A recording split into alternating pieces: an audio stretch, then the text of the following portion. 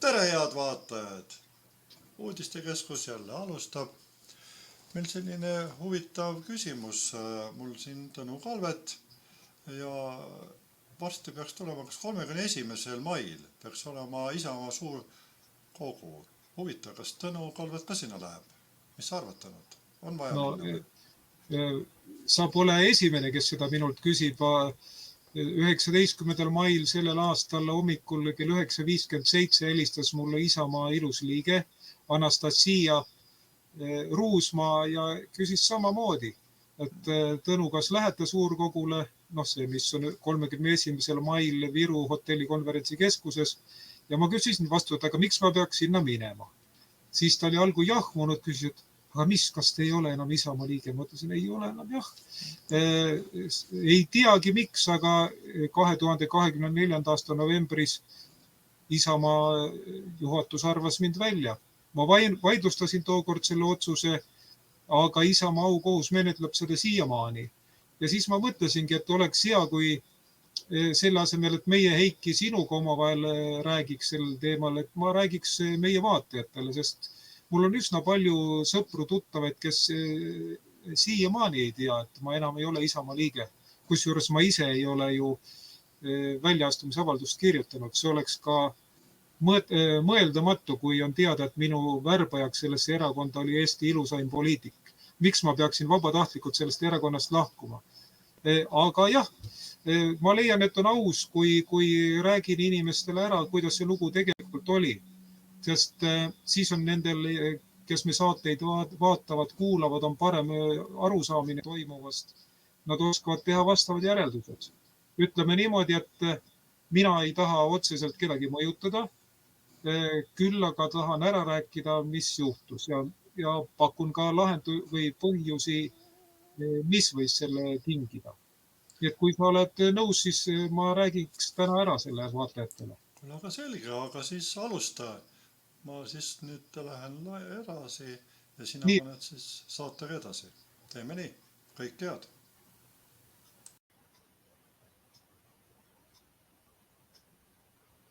Kuidas jõuda õigele teele? Kui 2024. aastal juunis toimusid Euroopa Parlamendi valimised, siis Isamaa juhtlauseks seal oli õigele teele. Ja tundub, et paljud pidasidki seda õigele teele üleskutseks, sest Isamaa sai hääletusel kõige rohkem hääli. Ja see oli nagu ajaloos päris seninägematu sündmus. Aga tänase saate puhul saab küsida, kuidas jõuda õigele teele sel puhul, kui inimesed tahavad teada, kuidas siis ikkagi mina Isamaast väljapoole sattusin. Ja see on päris huvitav. Ma räägin selle ära, sest praegu tundub, et enamus me saate vaatajaid pole sellest kuulnudki ja enamus mu sõpru tuttavaid ei tea sellest samuti midagi. Ja alati teevad suured silmad, kui kuulevad, et ma enam ei olegi Isamaa liige. Ja usun, et nii vaatajatele kui ka mu sõpradele tuttavatele pakuks huvi lähemalt kuulda, kuidas see lugu täpselt on. 2023. aastal, kui oli Isamaa volikogu või suurkogu oli Tallinnas Lauluväljakul. Ma olin kenasti kohal.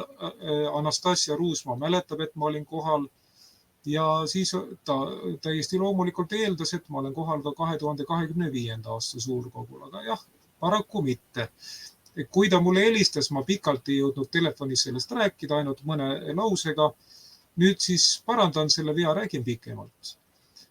2024. aasta novembris sain korraga Isamaa juhatuselt ootamatu teate elektronkirjaga. Nimelt see saabus 20. novembril 2024 ja seal teatati mulle, et ma olen Isamaast välja arvatud.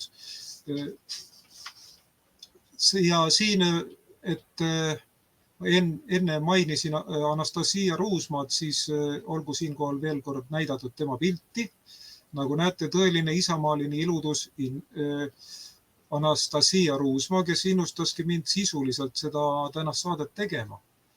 Ja siin on siis Isamaa 2025. aasta suurkogu eelteade, mis ilmus internetilehel eestiuudised.ee. ja seal on siis jah juttu sellest, et kes kandideerib Isamaa esimehe kohale, kes kandideerib eesseisusse ning mäletan, et 2023. aastal ma osalesin innukalt Isamaa mitmetel sündmustel, sealhulgas ka juunikuus superministeeriumi ees toimunud meeleavaldusel automaksu vastu, mille siis korraldasid kahekesi Riina Solman ja Gerri Konnov, mõlemad Isamaa eesseisuse liikmed. Ja lisaks olen osalenud Isamaa mitmesugustel sündmustel nii 2022. kui ka 2024. aastal. Aga nüüd tagasi 2024. aasta novembrisse. 20. novembril sain siis Isamaa juhatuselt teate, selle oli allkirjastanud peasekretär Metsoja, Andres Metsoja, ja seal oli öeldud, et edastame teile erakonna eesseisuse otsuse 19. novembrist 2024 ja otsus oli siis vastavalt erakonna põhikirja punktile 6.2 alapunktidele 2. ja 3. arvata Tõnu Kalvet liikmeskonnast välja ning tulenevalt ülaltoodust arvatakse teid Isamaa liikmeskonnast välja. Siin ongi see väljaarvamisotsus. Ma lugesin selle ette lihtsalt nendele, kellel võib-olla silmanägemine pole küllalt hea, et ekraanilt lugeda. Ja loomulikult see otsus üllatas mind. Ma kirjutasin päev hiljem kohe siis Isamaa aukohtule vastulause või avalduse ja taotlesin asja tühistamist või ümbervaatamist, sest väljaarvamise kohta on Isamaa põhikirjas öeldud need samad punktid, mille alusel mind väidetavalt välja arvati, et kui liige on sooritanud ebaväärika teo või kui ta on erakonna mainet oluliselt kahjustanud. Mina ei teadnud, et ma oleks kumbagi teinud, sest mul ei olnud selliseid andmeid. Ja mis on kõige huvitavam, et keegi ei olnud mulle sellest ka teatanud. Ei olnud öelnud, et Tõnu, on selline info sinu kohta tulnud, arutame seda asja, vaatame, kas see vastab tõele või mitte. Ja Isamaas on ju selleks aukohus olemas, kes arutab selliseid tüliküsimusi. Ja mis on huvitav, et aukohtu üks olulisemaid ülesandeid on, et ta otsib tülides lepitust. Ja siin on öeldud aukohtualases põhikirja punktis, et aukohus kuulab põneva osapooled ära. Ja siis vaatab, kas on keegi rikkunud midagi või ei ole. Igatahes 21. novembril 2024 ma tegin Isamaa aukohtule avalduse ja siis küsisin arusalt, et kuidas tuli selline kummaline ootamatu väljaarvamisotsus. Ja siis siin ma toon välja need põhiküsimused, sest nagu teada, igal asjal peab olema ju kahju kannataja.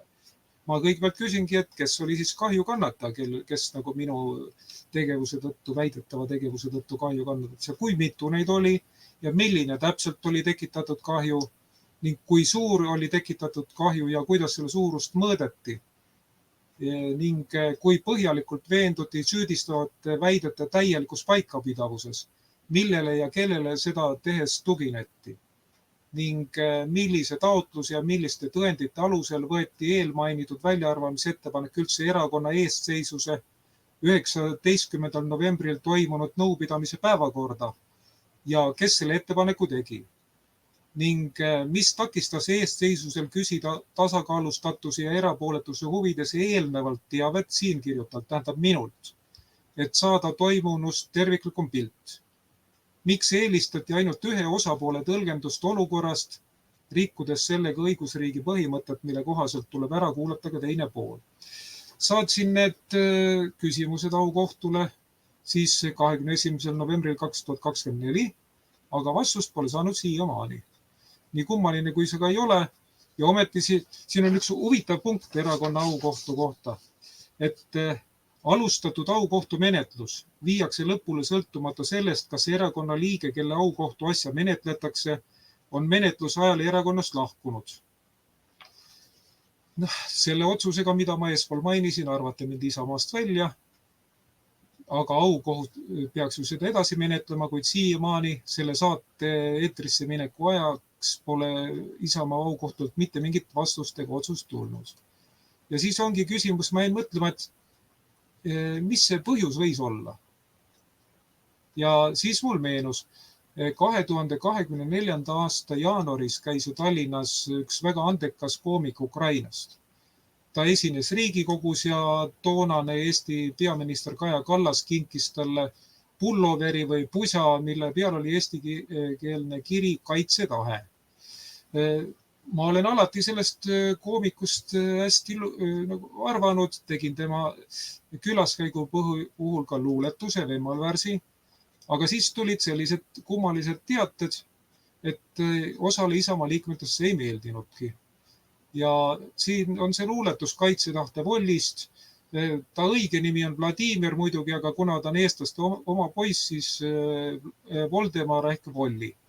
Ja kõigepealt see luuletus, see 3-salmiline Vemmalvärs, ta ilmus Rahvuslaste Tallinna klubi kodulehel ja pärast ka juba mujal. Nüüd ma loen ette, kes võib-olla ei käi iga päev Rahvuslaste Tallinna klubi kodulehekülge lugemas, siis ta võib-olla ei sattunud sellele peale, aga loen selle luuletuse ette ja las siis iga vaataja otsustab, kas see on ohtlik luuletus, kas selle põhjal tasub inimene välja arvata Isamaa erakonnast või mitte.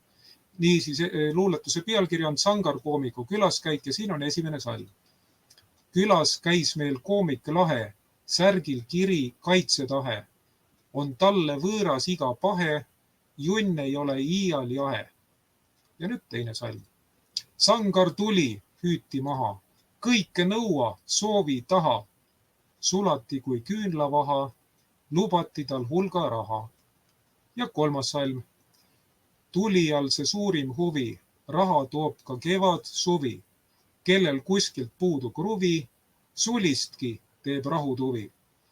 Selline sai siis minu luuletus Sangar koomiku kohta ja siin ta on siis Riigikogus näidatud, tal on juba seljas see kingiks saadud pusa või pullover kirjaga kaitsetahe. Tore inimene ja väga andekas koomikuna. Mulle peaaegu kõik tema tehtud need sketšid, mis on videona nähtavad nii YouTube'is või mujal, need meeldivad. Vaimukad ja kuna oskan vene keelt, siis oskan ka nende varjundeid keeleliselt hinnata. Ja ma mäletan tookord... А какой мы национальности, интересно? Ну, мы же говорим по-русски. Факт. Значит, мы русские. Не факт. Может, я армянин? Если бы ты был армянин, ты бы не забыл, что ты армянин. Да. Может, я еврей? Если бы ты был еврей... Да, я бы не забыл, что я еврей. Нет, я бы не забыл, что ты еврей.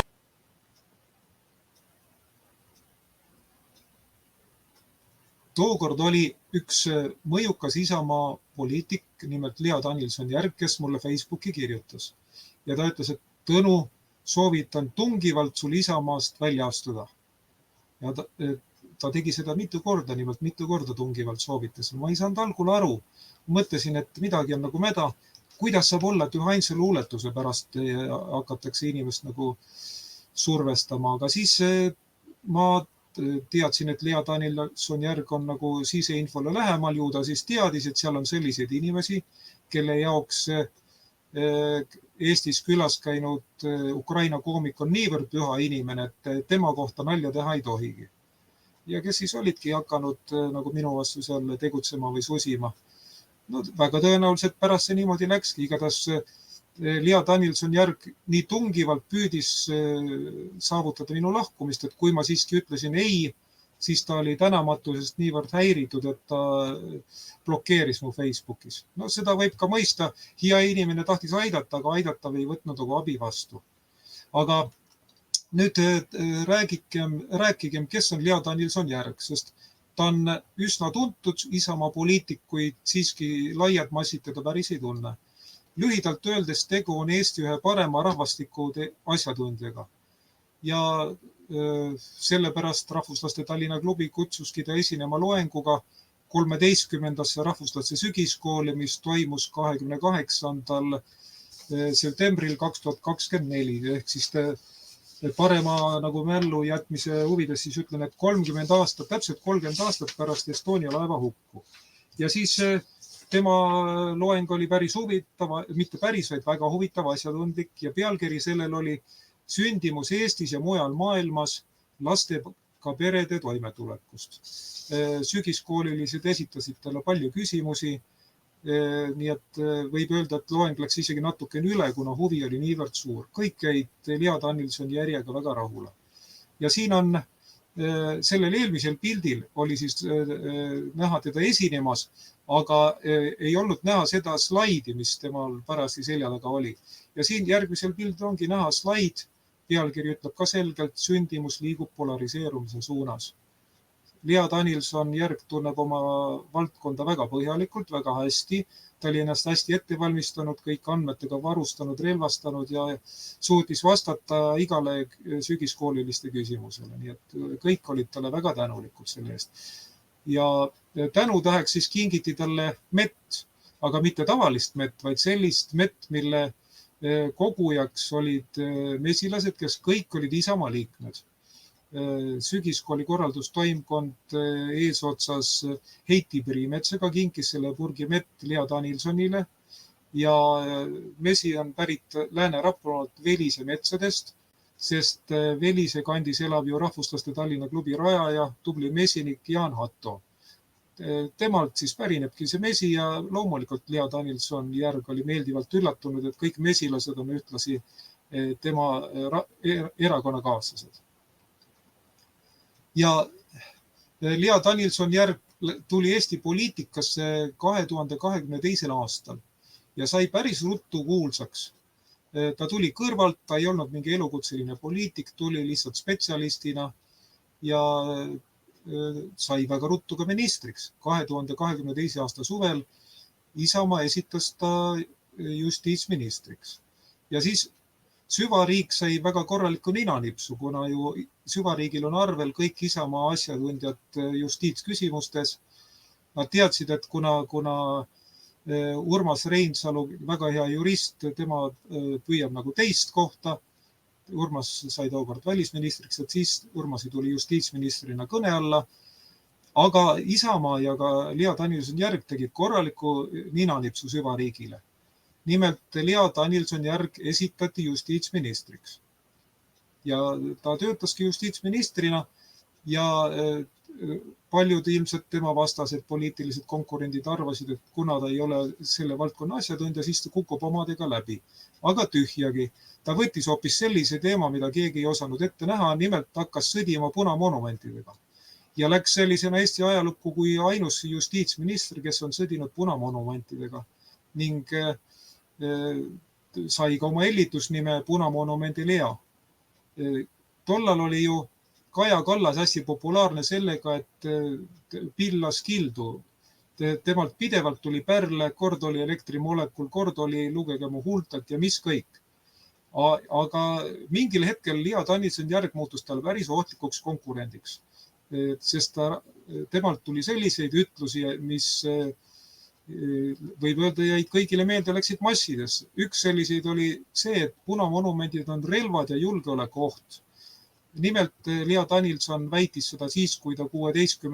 novembril 2021 esines Rahvusringhäälingu telesaates Esimene stuudio. Ja siin kuulakemgi ära, siis saate aru, et Lea Danilson on õigusega nagu eeskuju võtnud Ukraina sangarkoomikust Kaitsetahte Vollist. Sest päris raske on kuulata juttu niimoodi, et suu ei läheks muigele, nii et selles mõttes ta on suurepärane koomik, seda ei saa eitada.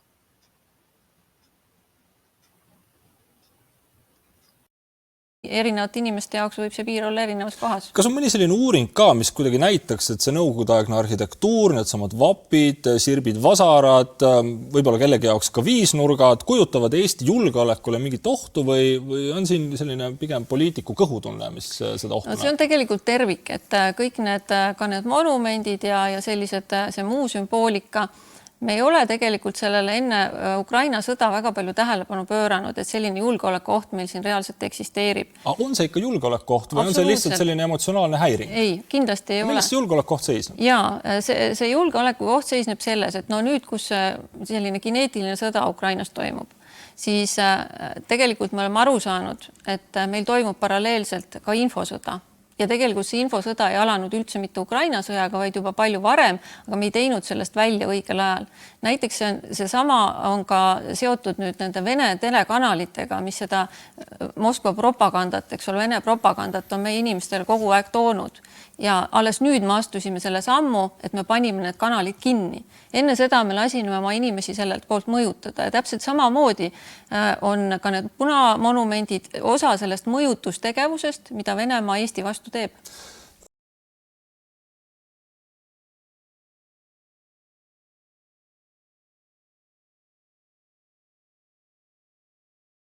Varju all, kas meie peaksime neid stalinistlikke sümboleid tõlgendama samamoodi, nagu neid tõlgendab võib-olla see, kes on äsja Ukrainas jäänud pommirahe alla, või saame meie olla sellest üle ja öelda, et see on arhitektuuri ajalugu?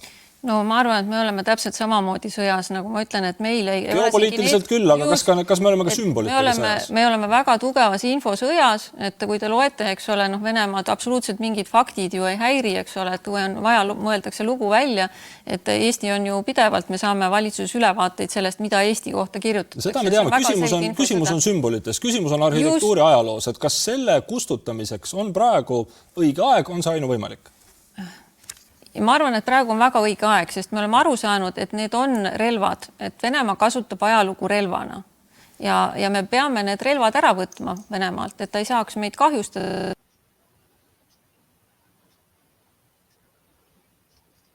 Vaat sellise pärli siis viskas publiku ette Lea Danilson-Järg 16. novembril 2022. Aga mõni aeg hiljem siis, kui Lea Danilson-Järg otsustas kandideerida Isamaa esimeheks. Ta põhjendas oma kandideerimist väga huvitavalt. Nimelt ta ütles, et Isamaa on muutunud vanemate meeste parteiks.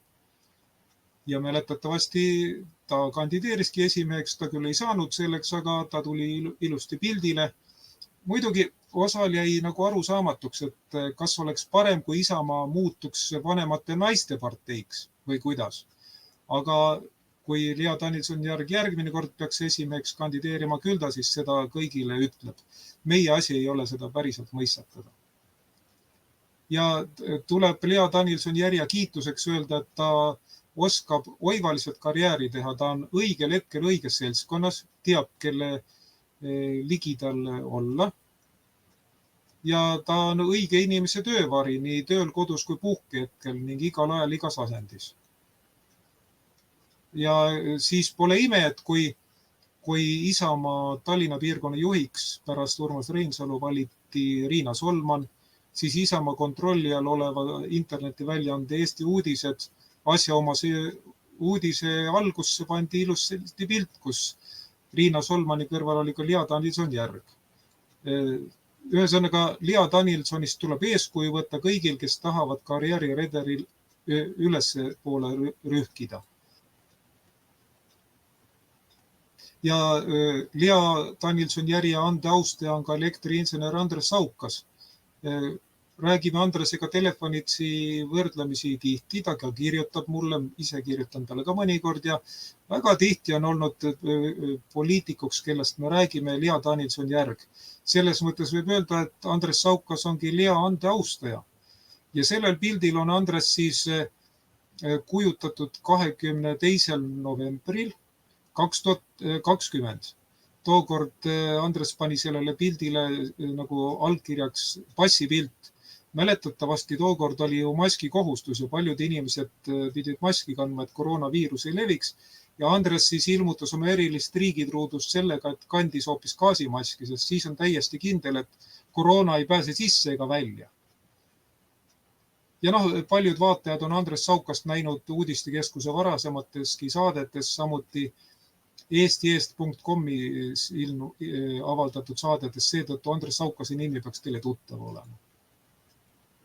Ja siin tekkiski mul selline mõte, et miks Isamaa juhtkond tegi väljaarvamisotsuse ja miks aukohus ei ole siiani suutnud menetleda minu avaldust. Võib-olla on põhjus selles, et nagu headest mõtetest tuleb puudu. Aga kus viga näed laite, seal tule ja aite ja näete. 10. mail 2025 toimunud Mustamäe kevadlaadal Tallinnas oligi Isamaa telgis oli heade mõtete kast, sest seda nimetatakse ideekorjeks. Igaüks, kes tahtis, sai juurde tulla, panna oma hea mõtte sinna kasti ja pärast siis Isamaa juhtkond ise vaatas, milliseid mõtteid ta kasutab, milliseid mitte. Igal juhul see on suurepärane võimalus ideekorjeks ja teistel tasuks üle võtta. Kui Isamaa juhtkond oleks seda heade mõtete kasti kasutanud juba enne 2024. aasta 19. novembri eesseisuse otsust või koosolekut, siis ma arvan, et rumalad väljaarvamise otsused oleks jäänud olemata. Nii et öeldakse küll, et parem hilja kui mitte kunagi, aga jah, vaatame, äkki sellest saab asja, sellest heade mõtete kastist, aga ega siis sellega isamaaliste helgete peade tegevus ei lõppe, ei piirdu ja arenetakse ju edasi ja väga võimalik, et sellesse kasti pandi ka selline mõte, et tuleks teha isamaaline heade mõtete hammasratas ja mõeldud tehtud, kui toimus Türi lillelaat 2025. aasta 16.–18. maini, seal oli muidugi väljas ka Isamaa telk. Ja siis seal Isamaa pakkuski juba vaadata sellist asja nagu isamaaliste mõtete hammasratast, heade mõtete hammasratast. Siin ta on, palun, Türi lillelaadal. Ja need ei ole suvalised kotid seal all, need sinised, vaid need on isamaalise turvakotid. Ma ei tea, kas ükski teine erakond Eestis on selle peale tulnud, igatahes Isamaa tuli sellele geniaalsele mõttele. Võib-olla, et see oli üks mõte, mis pandi sinna heade mõtete kasti. Eks see tuleb edaspidi välja. Aga näete, selline on see heade mõtete hammasratas ja isamaaline turvas on seal all. Ja siin uuesti samast sündmusest pilt 2025. aasta Türi lillelaadalt, kus on näha teise nurgalt isamaalist heade mõtete hammasratast. Ja siis kolmas pilt, siin on näha teise nurga alt hammasratta juures on Isamaa eelmine esimees Helir-Valdor Seeder, kes on väga rõõmsa näoga, sest tal on meeldiv näidata inimestele, kuidas selline isamaaline heade mõtete hammasratas toimib. Ja kuna Helir-Valdor Seeder, tema pesitseb põhiliselt Viljandist, tal ei ole Türiliselt kauge tulla. Seda enam, et Viljandi ja Järvamaa on juba väga pikka aega olnud tema valimisringkond. Nii, ja nüüd vaatame edasi. Ja tekkiski mõte, et kust on tulnud see isamaalise heade mõtete hammasratta mõte. Aga äkki see on tulnud meie idanaabri juures, sest seal on väga menukas saade, rahvusvaheline saeveski, mille tunnuselemendiks ongi ketassaag või siis saeketas, kuidas võtta. Ja nüüd igaüks saab ise vaadata, kumb on siis isamaalisem, kas rahvusvahelise saeveski ketassaag või saeketas või siis Isamaa heade mõtete hammasratas. Ja minul on lõpetuseks selline soovitus, et kui keegi isamaaline valija, televaataja näeb kuskil Isamaa valimistelki, siis mingu julgesti juurde ja pandku sinna oma hea mõte, eriti kui seal on heade mõtete kast. Ja siis nad saavad vastutasuks küsida endale Isamaa pastakad. Need on päris korralikud pastakad ja kui keegi tahab Isamaad aineliselt toetada, siis kaalugu tõsiselt seda võimalust, et lisaks rahalisele toetusele viiks ka näiteks jõujooki. See oleks siis sihtotstarbeline annetus.